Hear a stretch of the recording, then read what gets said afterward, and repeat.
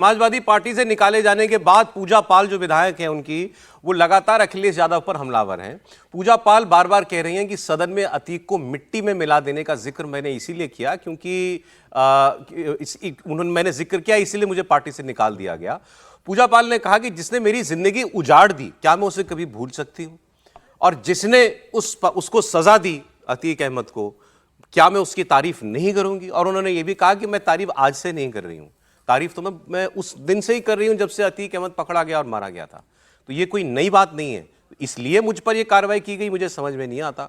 अब चर्चाएं ये चल रही हैं कि क्या ये बीजेपी ज्वाइन करेंगी। ये पार्टी से निष्कासित होने के बाद इन्होंने योगी आदित्यनाथ से मुलाकात भी की है। ये हाउस में इन्होंने तारीफ की, 8 घंटे के अंदर ही इनको पार्टी से निकाल दिया गया था। कहने वाले तो ये भी कह रहे हैं कि मंत्रिमंडल में भी कोई जगह जो है इनको जो है मिल सकती है, पिछड़े समाज से ये आती हैं।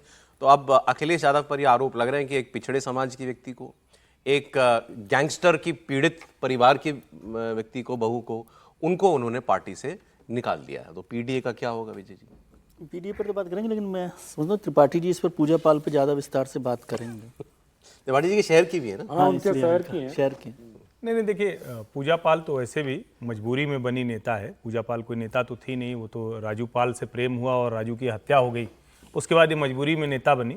लेकिन अब इसको जरा समझिए जो घटनाक्रम हुआ, और मैं मुझे तो समझ में नहीं आता कि अखिलेश यादव जी के सलाहकार कौन हैं। अतीक अहमद को मिट्टी में मिलाने की बात पर योगी आदित्यनाथ की प्रशंसा पर उन्होंने पार्टी से निकाल दिया। अब वो कह रहे हैं कि नहीं ये तो बहुत पहले से चल रहा था, राज्यसभा चुनाव जो महीनों पहले, मतलब साल सवा साल पहले की बात है जब राज्यसभा का चुनाव हुआ था। मुझे लगता है कि भारतीय जनता पार्टी निश्चित तौर पर इनका इस्तेमाल करेगी। कई भारतीय जनता पार्टी के ये प्रवक्ताओं के संपर्क में बहुत पहले से हैं, ये ऐसा नहीं है कि नहीं है। और इनका जो उपयोग है वो मूल रूप से क्या उपयोग हो सकता है, जो ये बार बार कहते हैं पीडीए, वो पीडीए गठबंधन पूरी तरह से ध्वस्त होगा। पाल समाज के बीच में जब पूजा पाल खड़ी होकर कहेंगी कि भाई हमारे साथ ये बर्ताव हुआ, और अखिलेश यादव ने कम लोग को ध्यान में होकर अभी बोला था, अभी पाल साहब का जिक्र, प्रदेश अध्यक्ष भी बना रखा है एक पाल को, लेकिन अगर पूजा पाल निकल कर ये बात कहेंगी तो जो रही सही भी उनके लिए कितनी मुश्किल है। और भाजपा इनका राजनीतिक, लेकिन आप जरा अखिलेश यादव की तरफ से सोचिएगा जरा, और ये सोचिए कि मान लीजिए बीजेपी की विधायक होती है और अखिलेश यादव मुख्यमंत्री है, उनकी तारीफ कर रही होती। इन्हीं शब्दों में जो मैं पढ़ने जा रहा हूं इन्होंने असेंबली में जो बोला, तो क्या बीजेपी इन पर कार्रवाई नहीं करती? तो क्यों हम इल्जाम दें अखिलेश यादव? हाँ, अभी इन्होंने बोला जो मैंने अपना पति खोया है, सब जानते हैं कि मेरे पति की हत्या कैसे हुई, किसने की। मैं मुख्यमंत्री को धन्यवाद देती हूं जिन्होंने मुझे न्याय दिलाया। मेरी बात तब सुनी जब किसी ने नहीं सुनी। मुख्यमंत्री ने प्रयागराज में मुझ जैसी कई महिलाओं को न्याय दिलाया है। उनकी अपराध पर जीरो टॉलरेंस की नीति की वजह से अतीक अहमद मिट्टी में मिल गया, मैं इसका समर्थन करती हूं।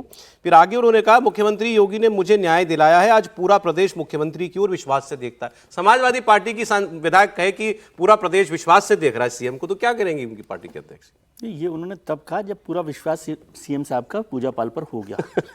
अब इसको भी तो समझिए ना, जब पूरा रास्ता बन गया है, गैलरी से वहां तक पहुंच गए हैं वो सीएम रेजिडेंस तक शाम तक मिलने के लिए, तो ये तय हो गया था कि भाई उनको बीजेपी में जाना है। तब उन्होंने इस बात का जिक्र किया। और आपने जैसे पहले कहा बीजेपी की भी यदि कोई होता और अखिलेश जी की सरकार होती तो नतीजा यही होता। राजस्थान में किया ना सर, राजस्थान चुनाव में। हाँ, तो इसलिए कोई असामान्य घटना जैसी नहीं है। लेकिन उनको भी एक चाहिए, पाल वहां पर कोई समाज का है नहीं योगी साहब के पास, तो उसमें भी उनको मदद मिल जाएगी। और अतीक पर बोल रहे तो एक एजेंडा जो है नहीं यूपी सरकार के अच्छा राजपूत है। अच्छा, और तो इसलिए वो इसमें कोई बहुत असामान्य बात नहीं है। लेकिन जैसे अभी त्रिपाठी आपने कहा भाई भाषण तब हुआ है जब सारी फील्डिंग हो चुकी है।